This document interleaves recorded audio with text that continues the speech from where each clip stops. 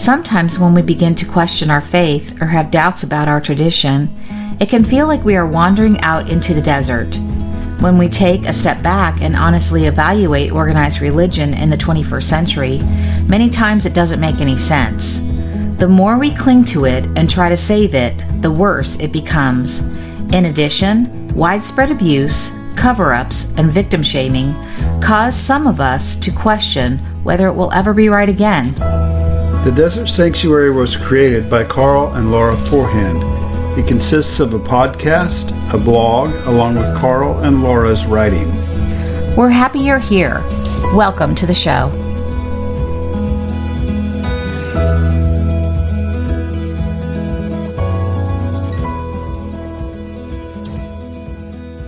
Hi, welcome to the Desert Sanctuary. I'm Laura Forehand on a very cold Saturday here in Missouri.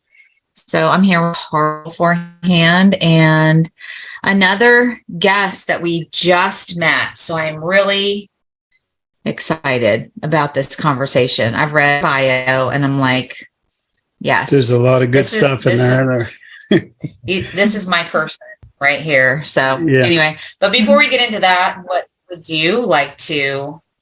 Yeah, I just wanted to say the book is still, of course, when it went down went up from 99 cents to $8.49 or whatever the Kindle price is, it dropped in the rankings a little bit, but still people reading it, people tell us they've read it, and the person here today, Rachel, has told us she's read it and she likes it.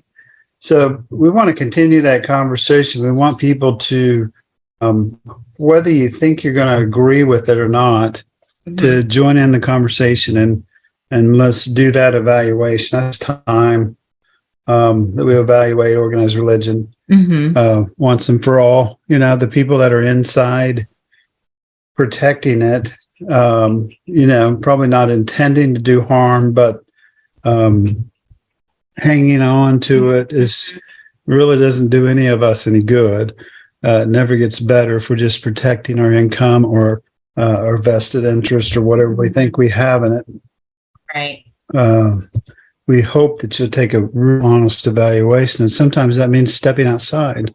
Yeah. Stepping back from it to take an honest evaluation. Anyway, we're not here to talk today. We want to look to Rachel. Want to start a conversation, like you said. Yeah. So we have Rachel Mitchell here with us today. I'm really excited. She is known as the Hillbilly Exvangelical on TikTok. Her content centers around helping people to be free from spiritual abuse and the oppressive religious system. She describes herself as taking a whip to evangelicalism and wants to make it her mission to highlight the dangers of Christian nationalism. She also has a Facebook page called Jesus Outside of the Walls, where she helps people to deconstruct from toxic theology in the hope that people will find a more beautiful version of faith. Her content also focuses on cults, Trumpism, and expose money manipulation in the church. She has been free of institutional religion for several years and believes that many people have traded following the teachings of Jesus with going to church. Rachel lives in Louisiana with her family. Welcome to the podcast, Rachel. Hey. And I totally love you said there in your bio that we've traded the teachings of Jesus with going to church. I was like, when I read that in your bio, I was like, that's exactly what we've done. It's all about going to church, right? Right. So we're so happy to have you today, and I can't wait to have this conversation with you. Thanks. I'm excited to be here. So I found on Facebook, you're pretty popular. You have several different handles, or is that what they call them on TikTok? Oh, yeah. Older people say the TikTok. The Facebook. You have several titles there with the Hillbilly Exvangelical, and I enjoy them. So we've been talking emails for a couple of months, and I'm glad we were able to schedule you. Can you tell us your story in like whatever level of detail you want to tell? And we got all the time in the world. We got nothing else to do today. So, okay. Tell us your story. All right. I was raised in an evangelical church. And they were kind of like a little signs and wonders charismatic church where, you would go in and people would like convulse and, slain in the spirit and that kind of thing. And I was kind of always taught that, that was God or whatever. And I was kind of raised in what you call Trump country as well, where, you're basically told that if you don't vote Republican, then you're not a Christian. And so that's kind of like the environment that I was raised in, kind of, led to believe that a relationship with church is equal to a relationship with God, or, in order to be a good Christian, you have to tithe and, just basically do certain things in order to have favor with God. Mm-hmm. And so anytime I was out of church, I would always feel like I was like really, really far from God. And which is a lie, I guess I'm going to tell my deconstruction story, like kind of how I came to have left the institutional church and kind of like, so anyway, I kind of drifted in and out of church throughout my life or whatever. And I've always kind of like struggled with guilt for not, for the times that I wasn't in church. I was always led to believe that I was backslidden and, just wasn't right with God. And, I remember like, even as a teenager, like just asking myself, like, sometimes I would just like start crying whenever I would see a stranger, and like I would be filled with like this love for someone, like this sense of love. And to me, that was kind of what I've learned that God is just this overwhelming sense of love, if that makes sense. Yeah. But I guess I'm going to kind of fast forward to 2006, like kind of like the first time I had ever like been severely damaged by the church. I was in a church service in late 2006, and this is like really hard for me to talk about. The first like really bad experience I had in church was in 2006. The pastor got up and it was kind of like a gloom and doom service. And the pastor said he was hearing the Lord tell him, I'm sorry. You're fine. That if somebody didn't get right with the Lord, then he said somebody was going to die. Oh my gosh. Yeah. And so I went home, like it was just this really somber message. And so I went home that afternoon and I just cried and I cried my heart out to Jesus because, I wasn't a regular churchgoer. So I didn't think I was quote unquote right with the Lord. Right. So, and I was scared, like this message had put like some fear into me. Yeah. And so 2 weeks later, my fiance happened to get in a very bad car accident. He died 2 weeks later. And for years, I thought that it was my fault. I blamed myself because of what that pastor told me, that it was because I didn't get right with the Lord. And so I just went through this horrible couple of years where I thought God hated me, and I struggled with even kind of hating God in a way. Sure. Because I thought that God made this happen, because of those pastors' words. And I mean, throughout those couple years, I just found myself like in a really, really dark place, like very dark. Even, had like a failed suicide attempt at that point. And of course, I in my mind, I was far from God because I thought you had to go to a church in order to be close to God. But I was scared to go to a church because of the amount of fear, and I didn't want to hear any other message like that ever, Right. So I ended up just kind of reaching rock bottom at some point, and just feeling that in order to get right with God again, quote unquote, I had to go back to a church. So I did go back to church, but it took me several years before I was ready to do that.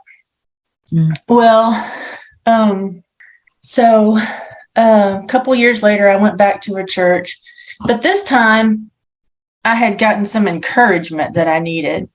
The pastor looked at me and he's like, God loves you so much. And he gave me like a really encouraging message.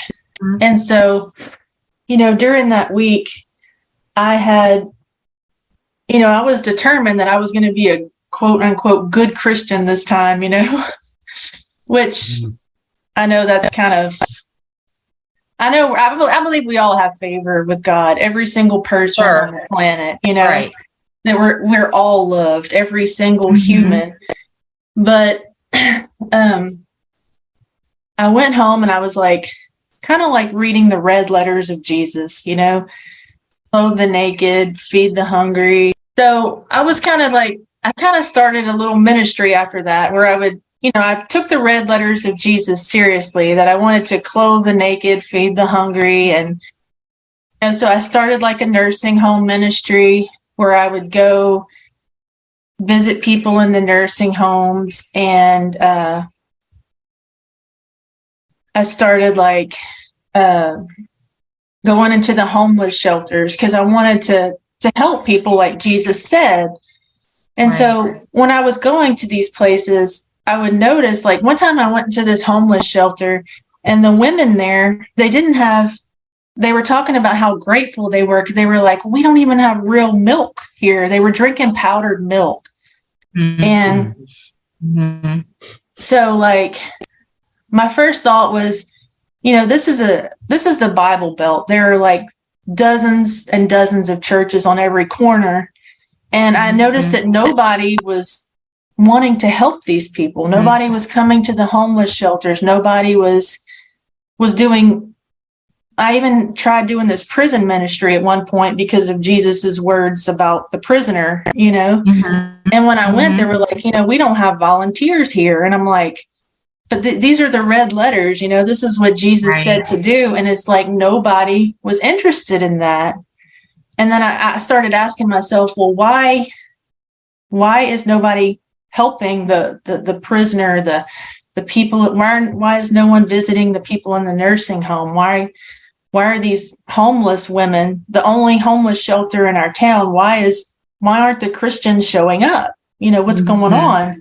And then I realized it's because they're all just going through these religious motions, and they're all in church, sitting in church. And around that time too, I was sitting at work one day and I had come across an article on tithing. We were taught that in order to please God, you had to pay 10% of your income to a pastor. Right. And for the first time, I saw an article that like challenged that. And I was like shocked because I'm like, surely, I hadn't been lied to about tithing, So I had kind of started researching it, and I'm like, I began to see that this was something that a lot of Christians were like, basically just instead of helping the poor, clothing the naked, a lot of time they were just putting their money into the religious system. And so that kind of started raising some red flags, And so around that time too, I had discovered a book by Frank Viola called Pagan Christianity, which really kind of blew my mind, because that book proposes that much of what people call church isn't even like in the Bible. And so I guess that kind of started that's kind of where I started deconstructing, was around that time, whenever all these red flags were being raised about tithing and what the idea of church really is. And, I began to learn that the early Christians met in homes, and, that they were more of a loving community. And I just kind of began to challenge the idea of what church is, and, question things like tithing and whatnot. I think the final straw for me was whenever I took these questions to the pastor, and I remember during one service in particular, he had said something along the lines of, if you question me, then you're questioning God. Mm-hmm. And so I'm like, that was like a major red flag. Mm-hmm. That's like cult. Right. That's cult language. It is. So between that and really just questioning what church is, I just, and another time he had preached a message where I was starting a blog at that time, just trying to process all of this and write it down. And one day, like, I had written on a certain subject. I can't remember what it was, but during the sermon, he was preaching on the same subject, but it was like going against everything I was saying almost. Mm-hmm. Like, it almost felt like he had read the blog and was trying to discredit it in the service. So I actually called him and I asked him, and I was like, hey, did you happen to read my blog? Because I was just trying to find out. And he said, why would I need to read anything that you wrote? The Holy Spirit speaks directly to me, so why do I care? Why would you have any input or whatever? So that was like pretty much the final red flag, where I decided to just leave. And even during that time, I had tried kind of talking to family members about certain subjects, about tithing. I had sent them an article that I wrote about tithing. And I had several family members just tell me that I had scales over my eyes, and that, because anything that goes against the narrative is right. So I just learned to avoid certain subjects with people, to keep the peace, but I just peacefully left the church, and I've just been a lot better ever since then. And then slowly, but even for years after leaving the church, I still struggled with guilt.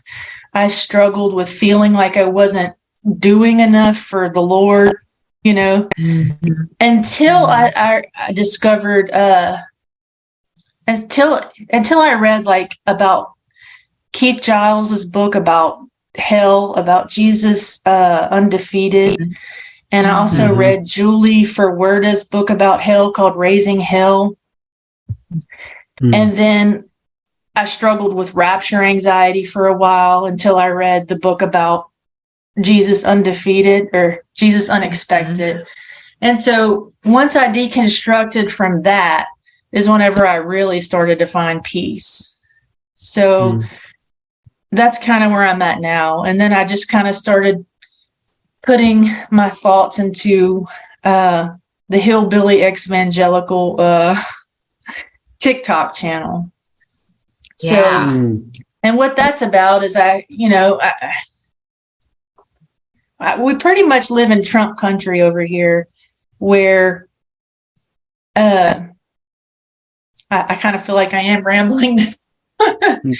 My sister went to the little church where we grew up, and I've heard like things about the Trump prophecy being preached over there.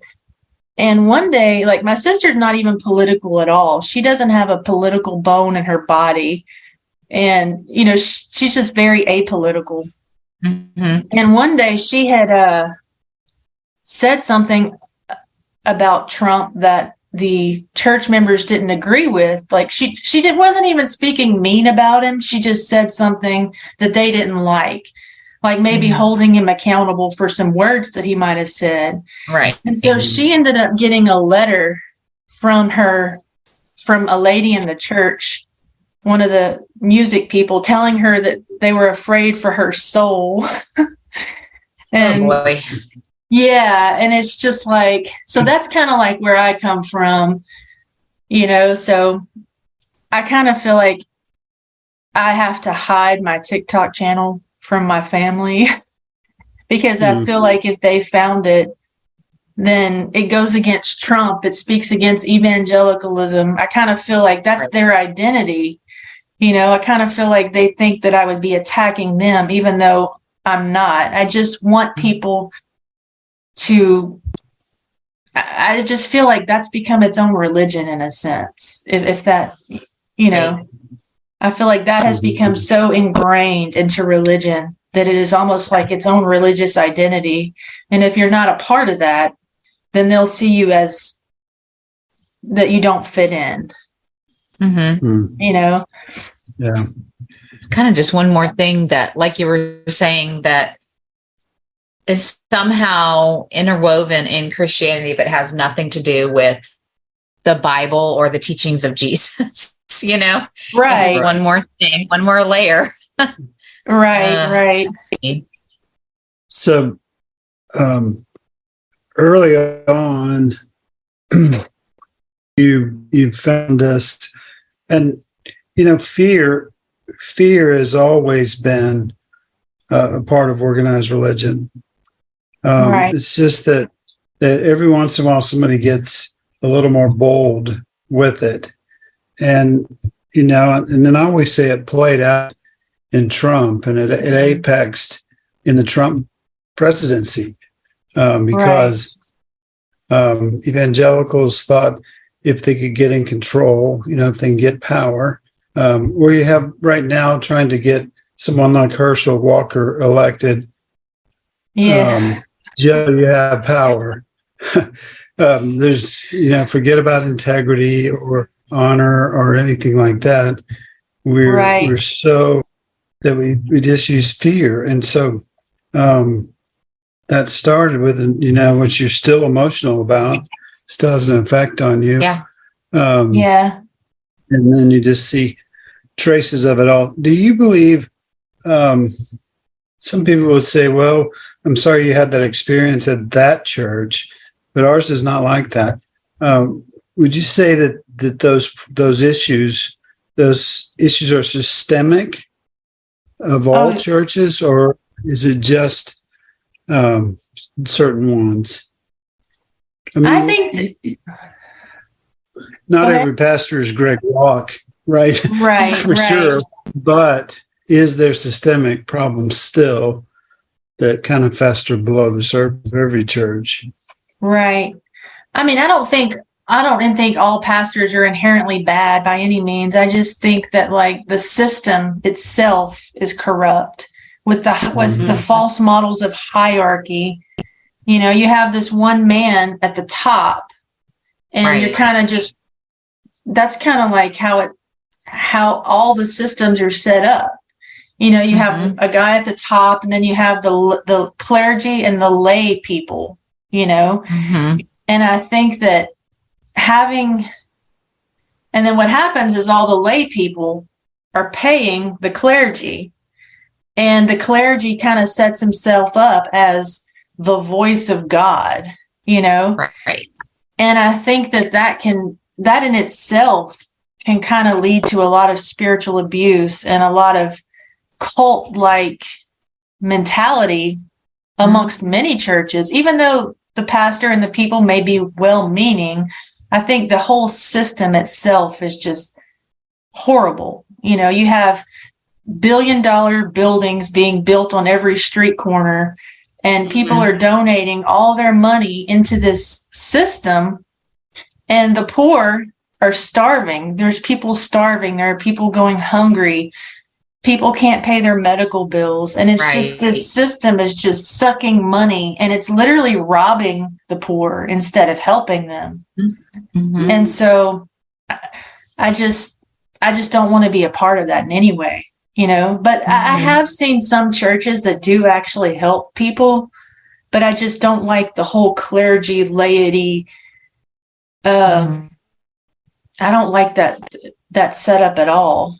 Yeah. In the early church, the way they did it was, people would that they would give to the apostles, but then the apostles would make sure everyone's needs were met. And you just don't see that today. What you see is people just supporting the top person. And so that's, to me, it's just the whole system is corrupt, the way it's set up, and I've learned that, a lot of times pastors will quote the verse, "Forsake not the assembling of yourselves together," in order to try to guilt people into attending a church. But if you actually look at the context of that, I think the Apostle Paul had said that, and there was actually a famine in the land during that time, and he was trying to get people together to help the poor, Right. And so it wasn't about attending an institutional church. It was about gathering together to help the poor. And that's not something you see today either. Or if you do, it's very rare. I found that myself, I could do that a lot better outside of the institution. I don't have to be a church member putting up with spiritual abuse to be able to love my neighbor, or to follow the teachings of Jesus. So I know that I'll never go back to an institutional church. Right. Yeah. And I feel too, like, whenever Karl was a pastor for 20 some odd years, but even when we weren't, in the ministry, like when he wasn't in the pulpit, and you go to church, you can get involved, but you're involved and your money and your time goes to the things that the church thinks is important rather than maybe what you think is important.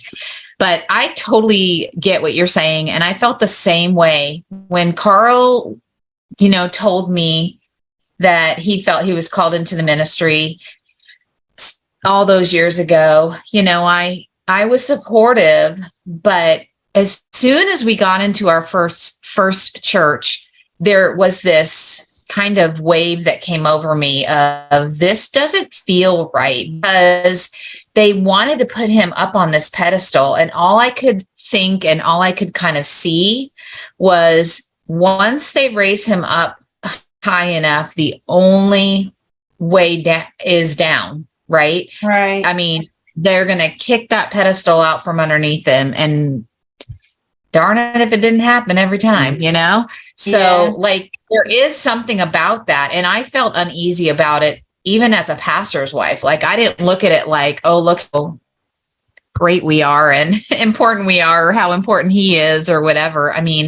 It really was unsettling to me, the way people would fawn over him, especially when we first showed up at the church. It was almost like he was the savior, of church. And that's not because he has like an ego or anything like that. I think, I genuinely think they were happy because these were churches where the doors were about to close. They had like 12 members when we first, would get there. So I get it, but man, it's so like, when you think about a slippery slope, I'm like, that is one that, elevating your pastor, to this godlike status. And then when, if they are the type of person that has the ego that takes that godlike status on, you're right. It is like, that has been part of my, I've been asking a lot of questions of people because I really feel like Christianity is very cult-like. So much of it is. Anyway, those were just some of the thoughts that I had while you were sharing what you shared. And I want to say too that, for pastors or anyone out there who is still like in the church, as you were telling your story, I'm like, this is how traumatic church can be. Right. All these years later, and we talk about our experience in the church, and we're still brought to tears or anger or whatever, because that trauma is so real and it's deep. Yeah. And that is something that, bothers me when people say, well, I'm sorry that was your experience. That doesn't happen in our church. The fact that it happens in any church should bother you if it doesn't happen in your church. Like, we need to take a look at this. This is not healthy at all. Right. It is damaging to people. So anyway, those are just, I had so many thoughts while you were talking. And I feel like, some of what you're saying kind of mirrors, some of the thoughts that I've had, all these years, even in ministry, which, sounds like you were having some of these thoughts while you were in church as well. So it's all of a sudden all these red flags and things just didn't sit right with you. I can totally relate to that. And then they'll accuse you of being church hurt and then want to shame you for being outside of the church. But it's like they don't want to hear anything. They'll accuse you of being negative or bitter or church hurt. And then they'll shame you for that, So it's like this constant cycle of shame almost. Yeah, that's exactly what I was going to say. It is a vicious cycle. And so I feel like that is a big reason I will never go back, because I don't feel like there is healing. We've shared before that, Karl had a stroke back in January, and 0 people from any of the 3 churches that we were a part of and gave up to 13 years of our lives to reached out. So unless you're in the organization or you're in the cult-like atmosphere, right, you are dropped like a hot potato. I mean, It is amazing to me how fast people that say they are Christ followers will absolutely drop you. Right. It's amazing. Yeah. And that just kind of reinforces the whole cult thing, because they shun people that are outside of that, That's right. Wow. Yep. So you're, so obviously now you kind of there and committed to being outside the institution of religion. So surely your life has fallen apart, and what is it actually like? Freedom. It's freedom. I don't feel guilt. I don't feel guilt when I don't go to church on Sunday anymore. I can feel like I can love my neighbor and love my family and just try to be a light where I am to who's around me, and to me, that's enough, and just, I feel like that's what we're all called to do, is just love people, and I don't think you need an institutional setting to do that. You don't need to be a member of an organization or a church or, to follow the teachings of Jesus, So my life has been a lot better. It's just a lot more free, Yeah. Yeah. What are some of your practices? What do you do? I mean, we've noticed our spiritual practices are much simpler, and they're deeper, but they're real simple. But what about you? I just try to find a voice on my TikTok. That's really what I say my prayers, and I just try to not, I realize that I don't have to, there was a time when I used to feel guilty for like listening to secular music and things like that. But now I just enjoy that. I enjoy things that I was once told were,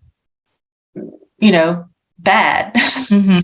And so Right. I guess I don't really have any practices, I guess, except for like just trying to find my voice on TikTok and through my Facebook page. And to me, that's just how I do things now. Mm-hmm. Yeah. Yeah. It's cool. That's awesome. I mean, I'm glad that there is that platform now for, people to share their truths like you're doing.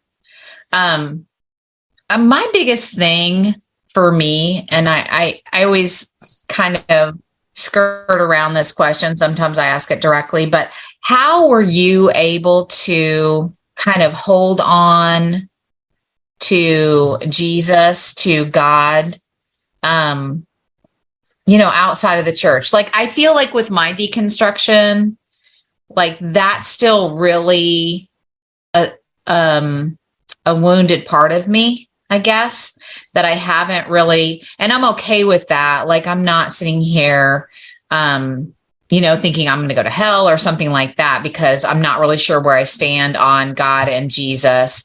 I also don't call myself an atheist or agnostic or anything like that. I really don't have a label for myself, which I'm okay with too.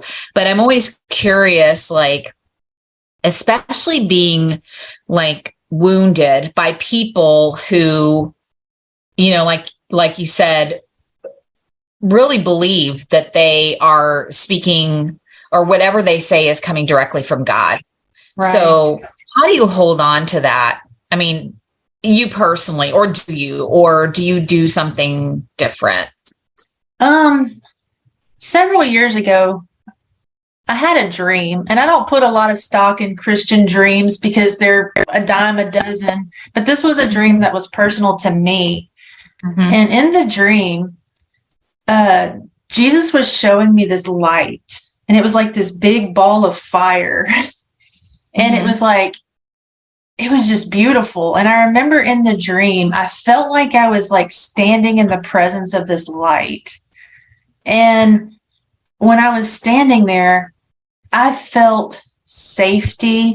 I felt like more peace than anything I have ever known. You ever hear those near-death experiences where they talk about just this feeling of just overwhelming love? Like, that's what I felt like in that moment.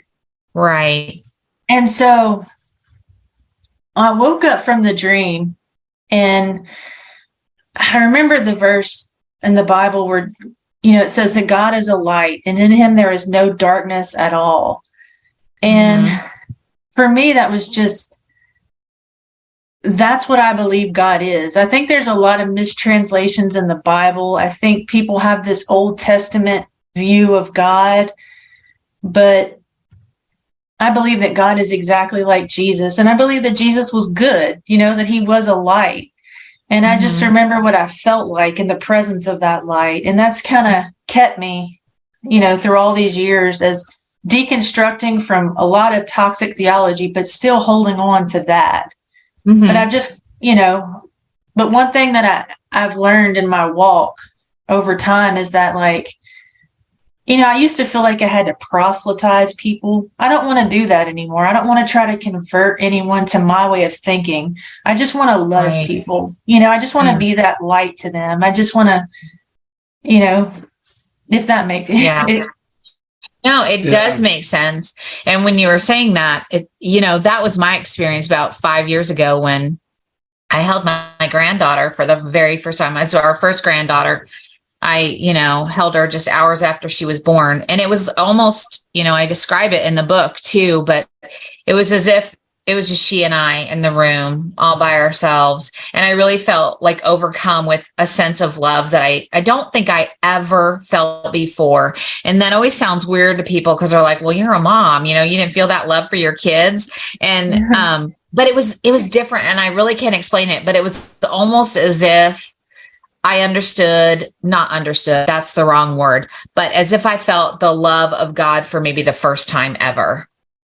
Yeah. I mean, I'm not going to say that I understood God because I don't think anybody can understand God, but but it was just a different, of course I loved my kids when they were born and have every day since. But it was just, I cannot explain it. It was just so different. And when I think back to that day, I feel like, and I know I wasn't the only one in the room with her because her mom was there because she just had her like hours ago. But, it literally felt as if she and I were the only ones there. So anyway, but I still feel like there's a lot of work that I need to do because I have a hard time separating the whole,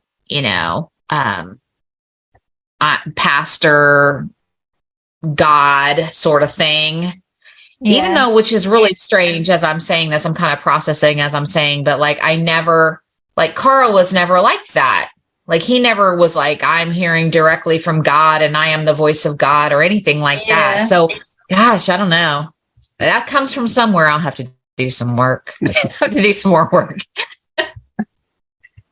So, Rachel, what if we did a rapid fire thing here? Are you up for that? So, I want to say you've read the book, so I want to use chapters of the book as a guide, and then just ask you a question. You give me just a short answers off the top of your head as best you can. So, for example, the main thing was about evangelism, which you just mentioned that you're not necessarily in that mode anymore of having to convert people. In the church, it becomes like a multi-level marketing program, right? Mm-hmm. So it's not that making disciples is a bad thing, but when it becomes a sales initiative, then it's right. In my book anyway. So that was the first one, but I'm just going to go through these as quick as I can. You can pass or or a short answer, whatever comes to your mind. Okay. So in chapter 2, I made the point that I think we're addicted to church. What do you think about that? I think many people are. I mean, I agree. Okay. For sure. Chapter 3 is about the services of the church. I made kind of an assumption that most of the things that we get for our 10% are services that we could get somewhere else for free. I can listen to a sermon on the internet. I can listen to a concert on the internet, or I could go help the poor myself. Right. What do you think? Definitely. I like it. Yeah. Come on, Karl, rapid fire. Let's go. We talked about the cost of doing business, and you mentioned that already. That 10% that you give, 70% of it goes to clergy and the building and putting on the show, right? Oh, yeah. 10% is going to help the poor and those kind of things. And again, I think it's like based on what the church thinks is important, right? Right. I mean, certain people. Groups of people. We'll help them, but we won't help others. Right. Oh, yeah, definitely agree with. Go ahead. So we can do better. Talked about the fact that Sarah Bessey once said, the church didn't have room for my grief. How does that hit you? What do you, especially, with some of the trauma that you experienced? Mm-hmm. Yeah, I definitely agree with that too. And y'all had talked about spiritual bypassing in the book. I think they do a lot of that. Everything happens for a reason, blah, blah, blah, instead of sitting with people in their pain, which is something that I remember you guys talking about. Yes. They just kind of come up with these Christianese platitudes, instead of actually really sitting with people and connecting with people. It's all about just sitting in the sermon, hearing the sermon and feeling like you're good for the rest of the week, and then kind of looking down on people at the same time, but thinking that all is well because they're going to church. Right. Right. I still use the archaic Facebook and not the TikTok. But I said one day, I think instead of listening to so many sermons, we should have been listening to each other. Right. That's a great quote. That is where healing comes from. Mm-hmm. So number 6, would Jesus go to church? Maybe to flip the tables. Maybe to. I don't think he would sit in a sermon by any means. And I think that if he did go to church, or if he, let's say Jesus gave a message at the church, they would call him a socialist liberal and then crucify him all over again. Right. Yeah. Exactly. Yep. In chapter 7 of the things that hurt, we talked about some of our hard stories, and you told us one of yours today. So I'll take that as an answer, and I appreciate you sharing that with us. Definitely. Chapter 8 originally was titled "How Religion Ruined My Sex Life," and it ended up being called "How Religion Ruined Sex." Do you have any comment on that? The purity culture and things like that. Purity culture led me into let's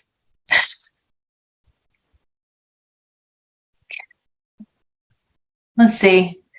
I stayed in a lot of bad relationships in the past because of purity culture, because I felt like I couldn't leave. I felt like I had to stay because, if I had already had relations with that person, I felt like no matter how horrible they treated me, I had to stay because I didn't want to go to another person. You know what I'm saying? I didn't. Yep.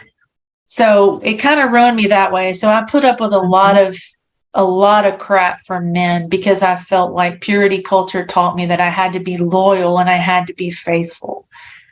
Yeah. Yeah. That's a really good and part of it that I don't know that we touched on that in the book. That's a really good point. Yeah. And essentially caused you to go through some abuse. Mm. I mean, that's the end result. I don't want to stay, but I have to. Mm-hmm. Right. Because, you want to be loyal and you want to marry the person that's abusing you because so right. It messes with your mind. It messes with your Yep. reasoning. Yeah. Yep. That's right. So because they'll shame women. Oh, I'm sorry. Oh no, go ahead. Your point is good. Go ahead and share that. The church will shame women for certain things that they will not shame men for, so I think women suffer the most from purity culture, and I'm sure men suffer from it too in some way. But I think it really affects women in a lot of ways. Yeah. It's amazing how in a lot of high demand religions, women have no say, no voice, and yet we are responsible for so much, right? Right. I mean, we are responsible for everybody. It just amazes me. Yeah. The role of women is changing, maybe. I hope so. Yeah. You got to take it over, right? Please. What? What'd you say? Carl wants us to take. Carl wants women to take over. Women to take over. I'm ready. That would be nice. The need for control. You talked about fear, and I remember preaching sermons and not consciously doing it, but just kind of subconsciously evolving into a thing where I realized if people were afraid, you could sell them anything. Right. And that's how salesmen work, and it ends up being how preachers work. They realized it in the whether to convert gay people and so on. They realized if we could use a lot of fear, then we can sell it. And right. I feel like too, I know this is kind of unrelated, but I feel like that's why Trumpism is such a big thing, because you have the right-wing media that's just constantly pushing fear on everyone, and then you have the end times, which is constantly pushing fear. You got hell, you just got all this big ball of fear, and the church is selling it. Right. Yeah. And people say, well, if I don't believe in hell, then why should I be a Christian? That's the problem, right? Right. Why? You've based everything on what you're afraid of, and that's where everything evolves from. Right. So, and once you start to deconstruct that, hell's usually the first thing to go, and then it unravels the sweater.